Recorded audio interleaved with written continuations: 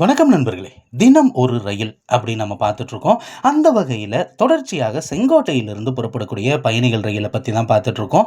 செங்கோட்டையிலிருந்து பிற்பகலில் புறப்படக்கூடிய பயணிகள் ரயில் மத்தியானம் 2:20 மணிக்கு இந்த ரயிலானது செங்கோட்டையிலிருந்து புறப்படும்.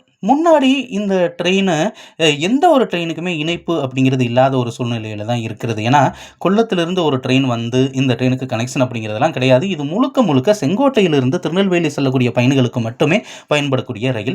2:20 மணிக்கு பிற்பகலில் புறப்படக்கூடிய இந்த ரயிலானது 4:25 மணிக்கு திருநெல்வேலியை சென்றடையும். ஆனால் இந்த திருநெல்வேலிக்கு சென்றடைஞ்ச பிறகு நம்ம சென்னை போகணும் இல்லை மற்ற இடங்களுக்கு போகணும் அப்படின்னா நிச்சயமாக இந்த ரயில் பயனுள்ள ரயிலாகத்தான் இருக்கும்.